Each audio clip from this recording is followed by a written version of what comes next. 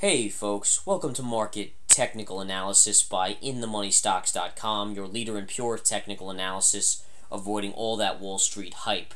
Today, Wednesday, July 23rd, 2008. Well, folks, what we're going to look at today is going to be very, very interesting because we're seeing some key levels getting hit in this market on a technical basis. And you guys know that's what we specialize in. That's how we've been able to call all the moves up and down recently in the markets, spanning back as much as a year and a half since our company began. Now, the keys in this market are really shifting right now because what we're seeing is it was generally a flat market today, although the NASDAQ had a nice little move up, but the indexes were all slightly positive. The Dow was trading up just about 29, 30 points today, while the NASDAQ was up about 22, and the S&P was up 5 points. So the Dow and the S&P were just up fractionally, but the NASDAQ had a decent move today, trading up as much as 1% across the board.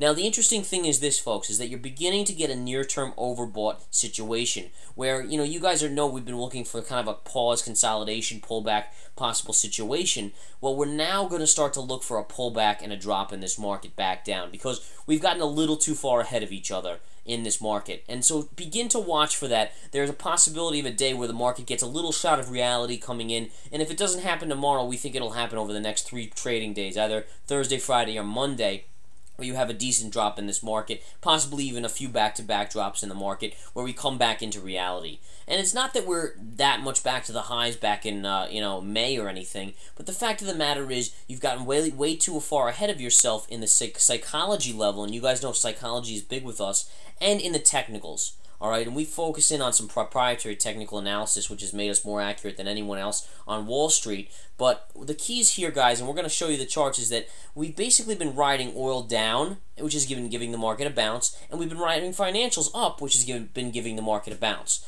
Now, those are coming into some key resistance areas, and I want to show you those on the charts. Before we get into that, I really want to make it clear that we're going to teach this stuff on Saturday. And you really definitely need to go to InTheMoneyStocks.com and sign up for our webinar, which will be Saturday, July 26th at 1 o'clock, 1 p.m. Eastern Time.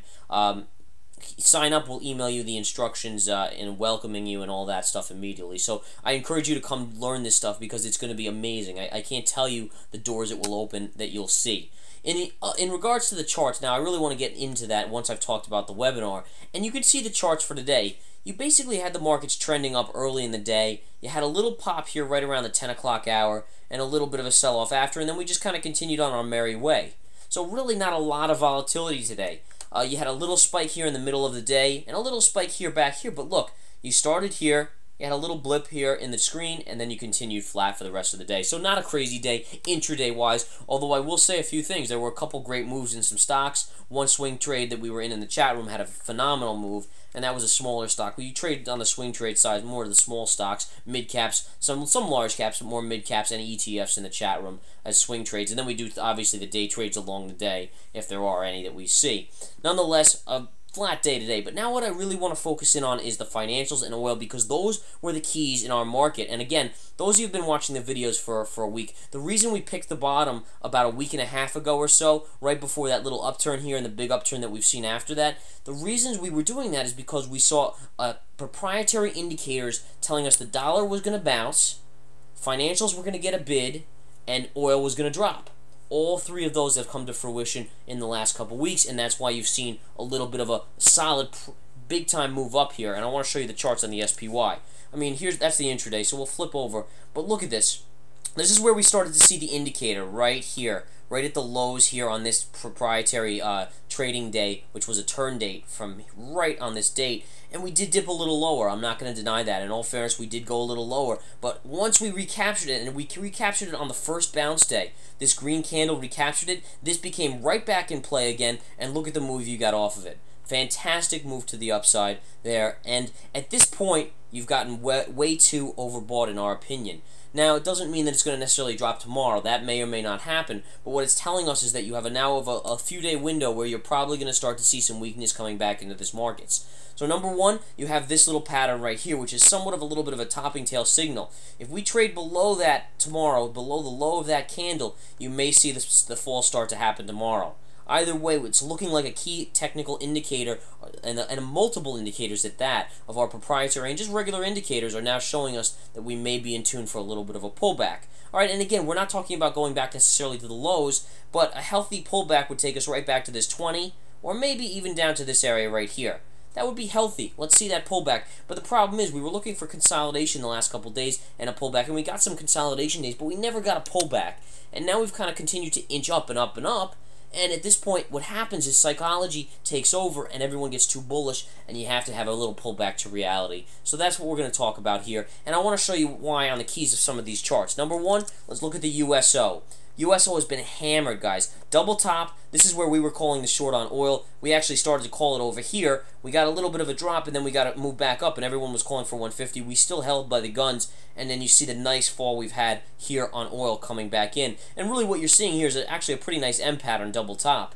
And what you're going to look for here when oil does finally bounce, maybe a retrace to this 50 moving average right up here, and a bear flag formation, and then another fall. So it's a little too easy to think that oil's totally done here, even though we've been calling, and me personally have even gone out on a limb, and I went out on a limb when oil was in the 140s and said I thought oil would be back to 100 by the time of the elections. Whether or not that's true, I just kind of took a shot at it. We'll see. But either way, you're going to look for a bull flag, bear flag type pattern here, and a bear flag indicates another, once we retrace back up here a little bit, another fall in the market, and probably taking out the lows, at least double bottoming there, and then we'll reevaluate at that point. But the keys here on this chart and on a few of these other charts are in the weekly charts. So I want to go to the weekly chart, but first, before we do that, let's take a look at some of these other charts like the UNG. Now, the UNG is the natural gas ETF, okay? And look at this fall that it's had, from $64 all the way down, piercing the 200 moving average. Now, the first pierce of a moving average is usually a decent bounce. One thing I also like, volume. Look at the volume spike here the last 2 days. Alright, now that's beginning to tell me this is beginning to find a bottom and possible little bit of a bounce up on natural gas. Alright, so that's another indicator kind of along the lines of oil. Oil sold off hard, that's great, but we're also seeing the UNG do that. Now the key here is, we're going to flip to the weekly chart, and I want to show you the weekly chart because this will confirm it even again.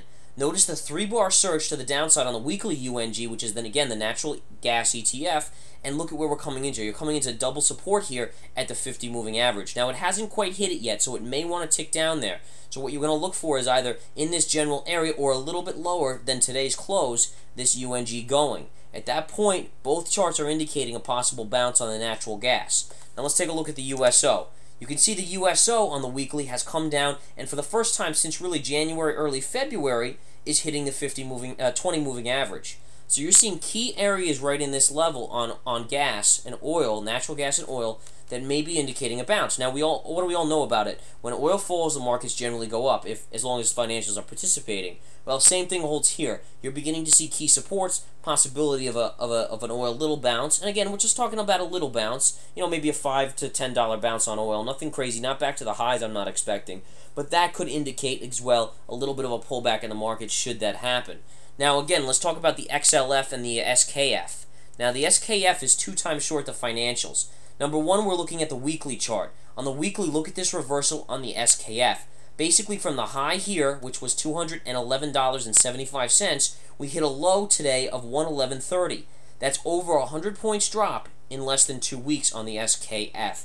Unbelievable drop. In addition, you pierced the 20 moving average, you almost got to the 50 moving average here, and that may also indicate the possibility of a bounce coming into those moving averages. Now let's switch back to the daily chart, okay, of the SKF. The daily SKF, and I got to put in the 200 moving average here, there we go, is ticked down and touched that 200-day moving average today. So again, this is 2 times, the SKF is 2 times short the financials, and that would indicate, according to these hits of these moving averages, along with a few of our proprietary indicators on the other side, that the market may be in for a little bit of a drop on the financials, in which case the SKF would get a bounce. So it works inverse, and again, SKF happens to be 2 times inverse, but we can look at the XLF, and the same thing would apply here. The XLF is 1 time long the financials, so it's long the financials, and you can see it pierced the 50 moving average today. So you're going to have some major resistance on all these charts, and all this is pointing to a possible drop in the markets, or at least a small drop. You know, nothing crazy. Doesn't necessarily mean it's going to happen today, but we'll obviously be on alert, and we try to alert you guys prior to all this stuff going on, so you guys can be prepared for it and at least expect it. Whether you trade it or not, that's up to you. We always suggest consulting your financial advisor before doing anything that we say, as these videos are just purely for educational purposes and for fun. There's no reality in them whatsoever, obviously. Long story short, nice little move on that XLF. So everything here from financials to oil is showing us a possibility of a little bit of a bounce coming in the markets. And just for fun, let's look at the UUP. UUP has had a good move off the lows this is the third factor, and it's moved right into the 50 moving average. Now the UUP may continue to strengthen. It's not really up that much, but either way it's hitting resistance at this point. So we want to keep track of obviously where this market is going based on various charts, and according to these charts, we could be entering into that level. Now I'm going to flip to the SPY just before we end the video, and you can see again the dramatic move up on this market. A pullback in this realm of area right here is to be expected, I think, personally, and we are going to start to look for that now, more so even than consolidation. You know, consolidation is one thing. We're actually expecting that drop, as I mentioned in the video in the beginning. So in any case, folks, come join the webinar. Go sign up for it. It is amazing. It is awesome. It is the best. Also, come join the intraday stock chat. It is phenomenal. You'll love it in there with a lot of traders. Have a wonderful day. We'll talk to you tomorrow.